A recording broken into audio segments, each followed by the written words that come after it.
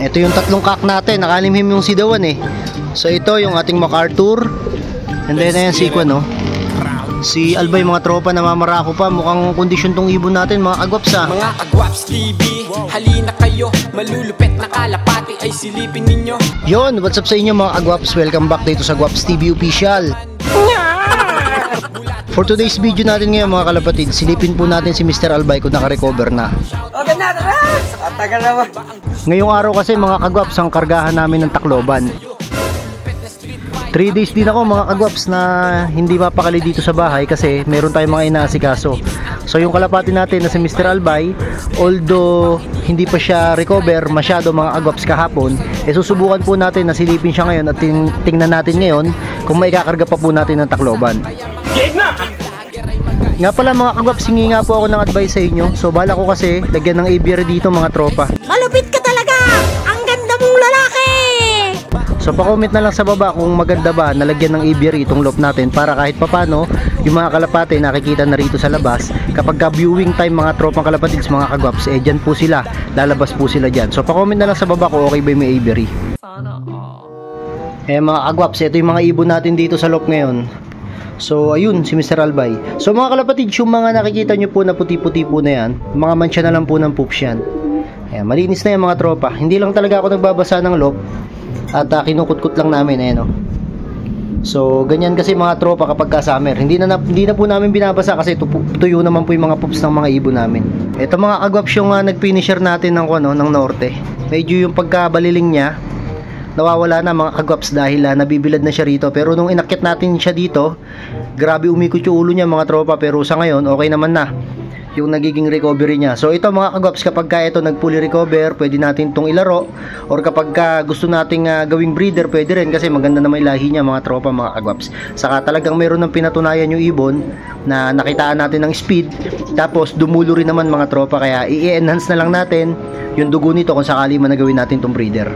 Itong mahiwagang inuminan natin, baka palitan na rin natin to mga tropa. So kukunin ko na yung mga bago nating inuminan dun sa taas kasi okay na siguro yung naging kwan niya sa atin, naging duty niya sa atin kasi mababait yung mga inakay natin dito eh. So ngayon naman magbi-breed pa lang tayo, kaya magpapalit na tayo ng inuminan. So yung mga young bird naman natin, dalawa pa lang, isa, dalawa. Tapos yung mga pakati natin, ito yung MacArthur natin, papahagis pa natin to lagi sa Laguna para masanay siya lumipad mag-isa. Ito si Mr. Albay mga kagwaps, sobrang malikot, ayan o. So di ko pa nahahawakan to mga trope pero malikot siya ngayon. So tingnan natin, paliparin ko rin pala mga tropa, parondahin natin. Ito yung tatlong kak natin, nakalimhim yung sidawan eh. So ito yung ating MacArthur. And then ayan si Kwan, no? Si Albay mga tropa, namamarako pa. Mukhang kondisyon tong ibon natin mga kagwaps ha. Tapos ito, gumaganda na may katawan nito mga tropa.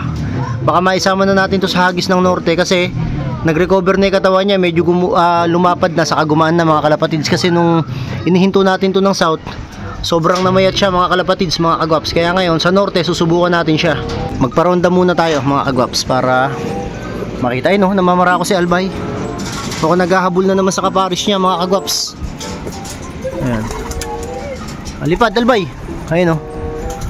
Medyo hapon na po mga kalapatids mga kagwaps, kaya napabideo lang tayo kasi nag-update ako.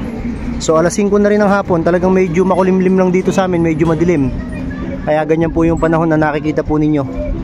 Mukhang maagang mga kalapatids, mukhang maagang dumidilim ngayon, hindi gaya dati alas 6 na, maliwanag pa.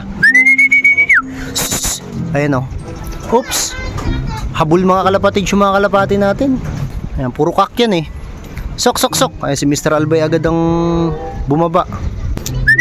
Ayan si Mr. Albay mga kagwaps. So yun o, grabe mamarako mga tropa. Ayun siya o. Ayan si Mr. Albay, yun pumasok na. Grabe mamarako mga kagwaps si Mr. Albay. Pasok na rin si Pakito. Ayan siya o. Pasok pasok. Pasok na pasok. Sok sok sok sok sok. Ayun na, okay na, pumasok na rin mga kagwaps o. Bigyan natin sila ng patuka mga kagwaps. So ayun si Mr. Albay mga tropa. So tingnan natin, hindi ko pa ulit siya nahahawakan eh. So hopefully sana maganda katawan niya mga tropa. So mukhang hahabol naman tayo kung sakali na may kakarga natin to kasi malapit lang na may biyahe. Siguro nasa almost 45 minutes lang yung biyahe natin kasi nakasingle tayo. So, dami ko din palang pinagtanungan kung pwede ba nating ikarga itong si Mr. Albay, kung makaka-recover ba at sa tingin ba nila mataas yung porsyento na makakauwi. So kasi sabi rin ng iba mga kalapatids, medyo hindi kasi natin nagawa yung weekly program natin dito sa ibon na to. Kumbaga yung dapat na ibibigay ko sa kanya ng 5 araw plus yung another 5 araw dapat magawa natin. Kaso nga lang umuwi siya sa atin ng Monday. So Tuesday kahapon and then ngayon Wednesday kargahan ng mga tropa, kaya 2 days lang halos yung naging recovery natin dito sa ibon natin na si Mr. Albay. Gaya nga ng sabi ko, kapag hindi natin ito nalipad mga kagwaps, susubukan natin ng norte or pwede natin gawing breeder at kukuha na natin ng lahi kasi nga magbibigay tayo doon sa good fan share na nakakuha sa Camarines mga tropa. So paki-comment na lang din sa baba kung ano ba sa tingin nyo yung pwedeng gawin dito kay Mr. Albay.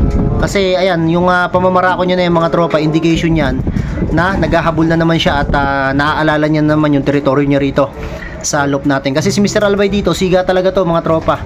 Talagang isa siya sa mga dumidisiplina dito sa mga ibon natin dito. Kaya talagang makikita nyo na malakas siyang mamarako, no? Hinahabol niya pa nga mga kalapatids. Ayan, si Pakito hinahabol niya na yan. Barakurista din yan mga tropa, pero hindi umuubra dito kay Mr. Albay. Ayan, ito ikakarga natin to mga kagwaps ng summer natin. So under recovery siya mga kalapatids kasi nga 'di ba nung nakaraan nag-going light.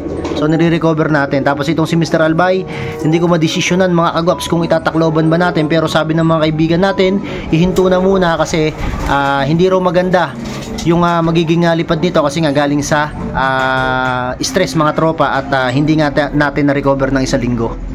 Ayan, no? Naghahabol siya mga agwap sa mga barako dito talagang barakurista din talaga to no. Inaaway niya mga agwap yung mga kak dito. O ayan, napa-backout niya na si Napa-backout niya na si Pakito. Ayan po siya Medyo madilim na lang dito sa loob ko mga agwaps. Ayan po si Mr. Albay. Kaya okay na rin yung condition niya. Siguro nasa almost 70% ng mga agwaps. Ang iniisip lang namin, hindi namin kasi nabigay yung mga dapat na ibigay sa kanya mula sa Sunday hanggang sa Friday and another ganun ulit kasi 10 days kasi mga kagwaps yung dapat na recovery ng mga ibon papunta ng Tacloban mga kagwaps, pero siya 2 days lang.